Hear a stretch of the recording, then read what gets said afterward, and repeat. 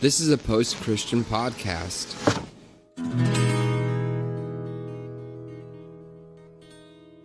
Well, Dan, welcome. You are an online listener of Revolution, and we're doing interviews with folks who listen online, trying to get the congregation more visible to each other. Yeah, trying to build a community or a collective, if you will, of folks.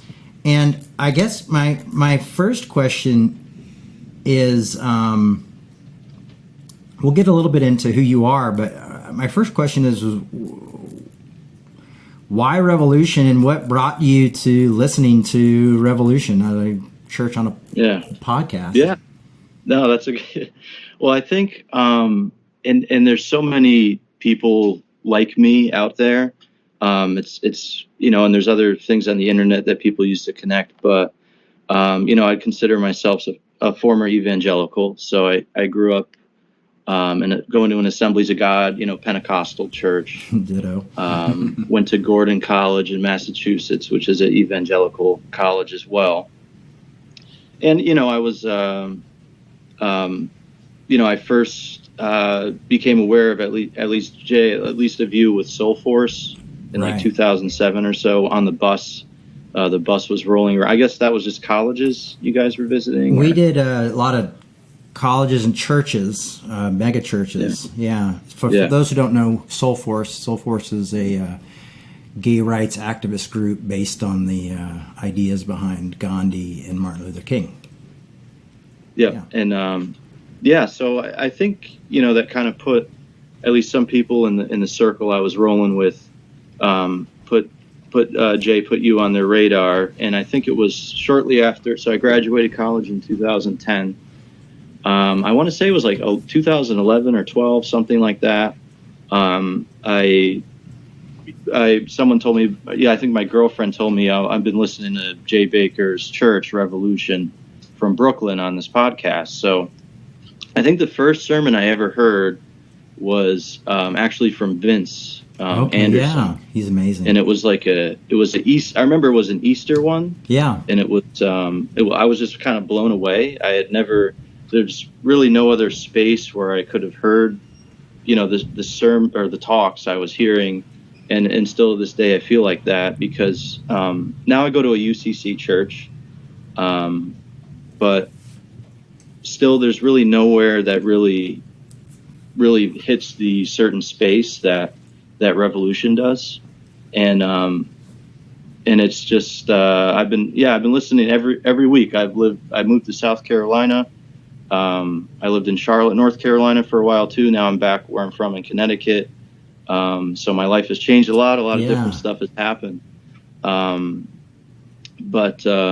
actually when I was in Charlotte, I went to the, what was it? The Holy Land or that place? Heritage USA? Heritage USA. Yeah. Yeah. I went to check that out. It was pretty interesting. Pretty weird. But, it was kind of eerie. Yeah. But, throughout all that, I've always just listened to Revolution, and it's been such when you grow up evangelical, you feel it's kind of messes with your mind and your psyche a little bit, and a lot of guilt.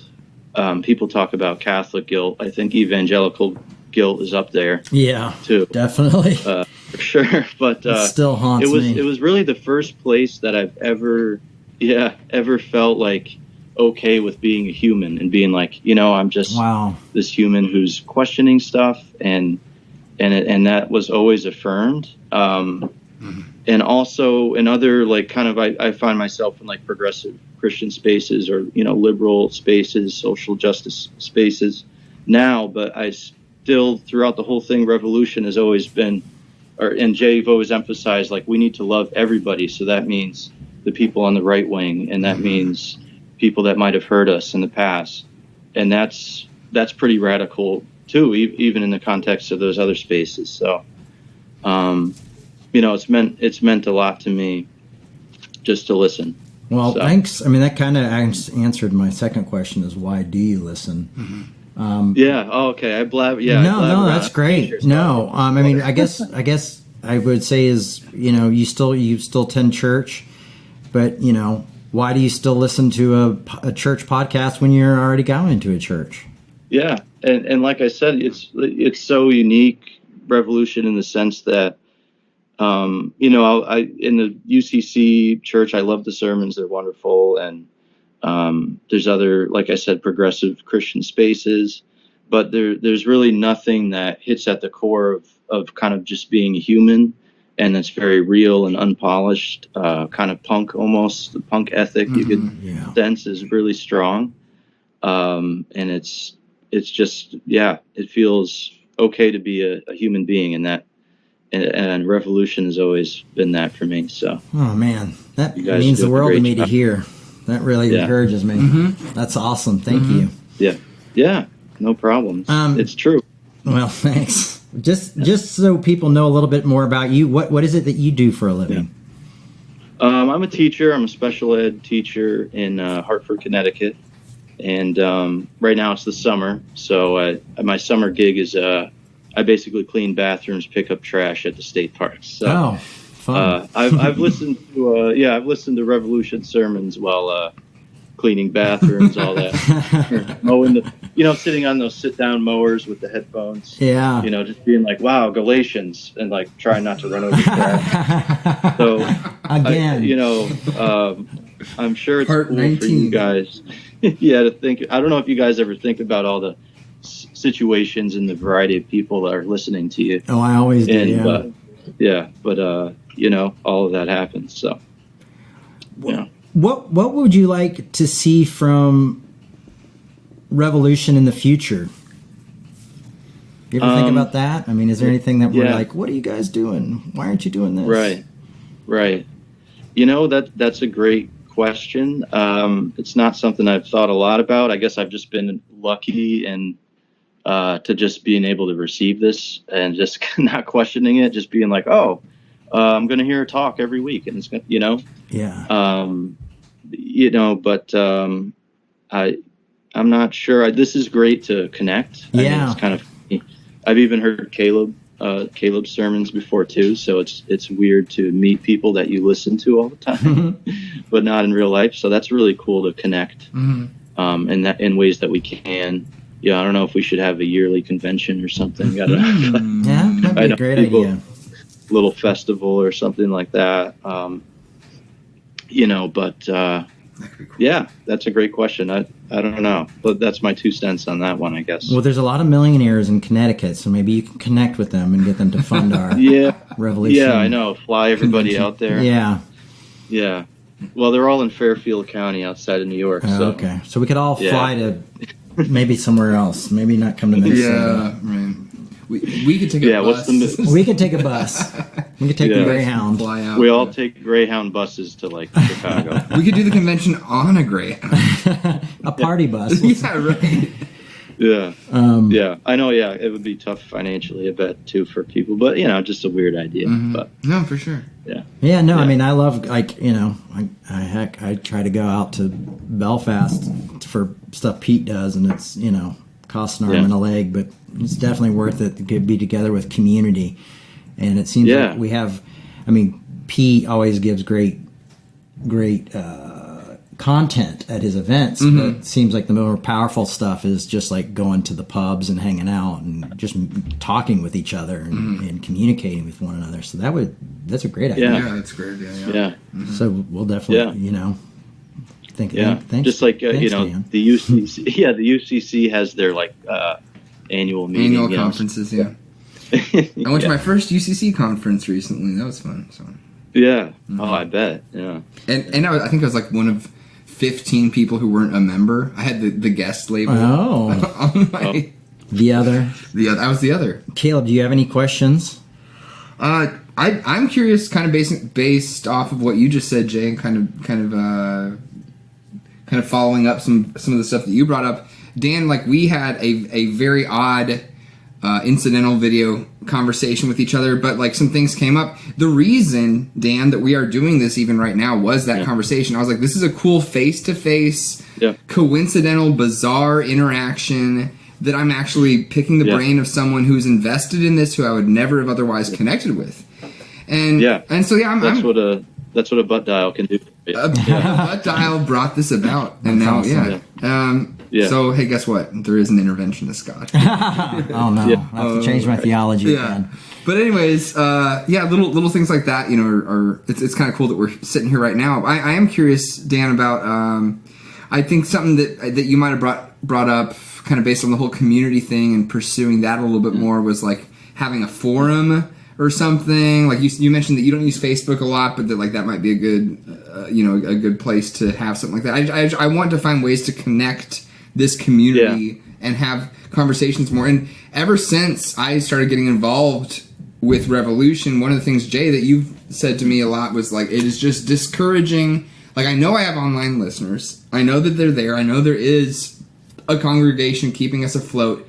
But not seeing those people face to face and not interacting with those people is discouraging and deflating. Yeah. Yeah. And so this is a good first step, but I don't know, Dan, I don't want to put you on the spot or anything, but what would, I guess, Jay, you kind of started the conversation with this question, but like, what would fulfill you just personally more? Would it be hearing other people's stories and testimonials, quote unquote, like what's happening here, or having like a forum, or like an online, group chat? Yeah.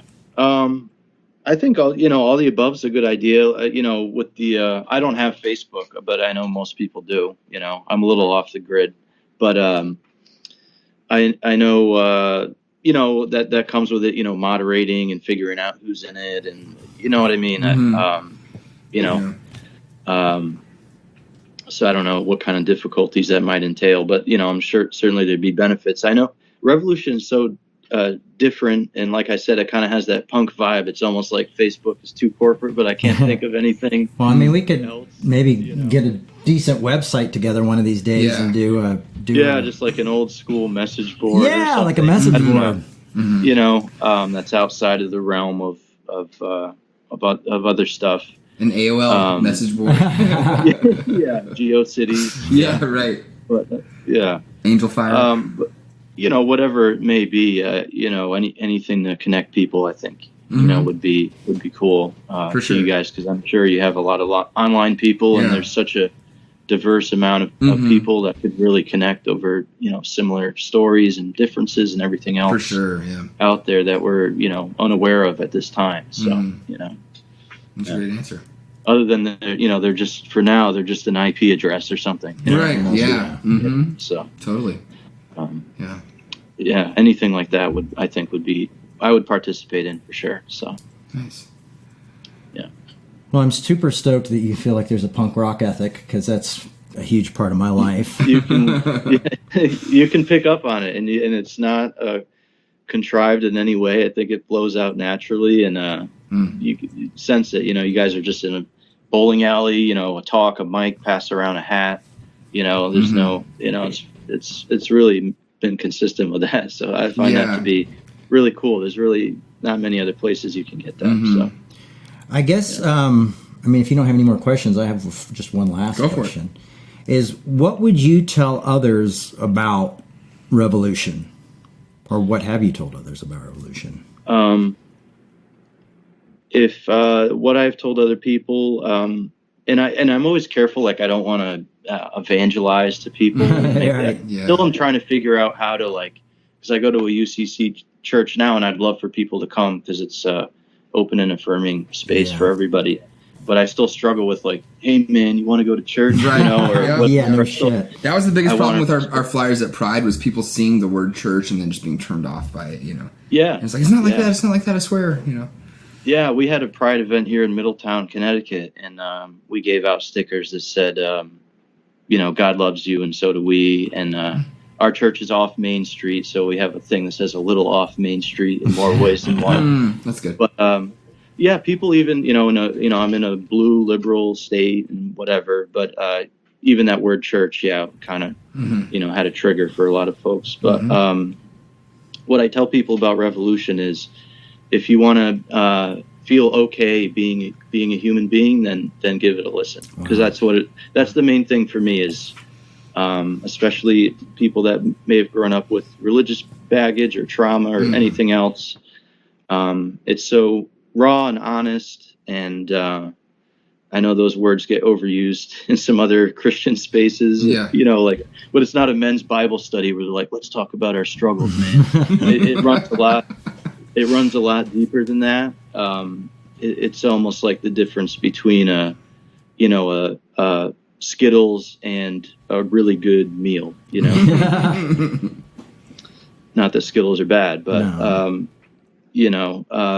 so it really is a place where you can truly, genuinely, I would have zero doubts that you would be accepted and feel fully human there. And I can't even say that about many other places as much as they might try for that. So nice. That's what I've told people, and that's what, because it's what I felt. So nice. Well, thanks, Dan. Yeah. I mean, man, I really appreciate you taking this time, and it's been encouraging, super encouraging for me to hear. Like, cool. Yeah. So thanks. I mean, that's just great.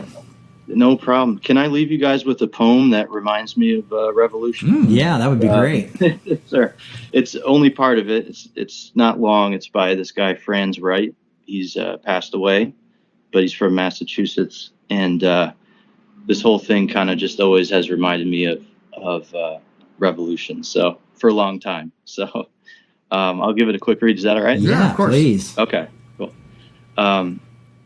It's called Entries of the Cell by Franz Wright.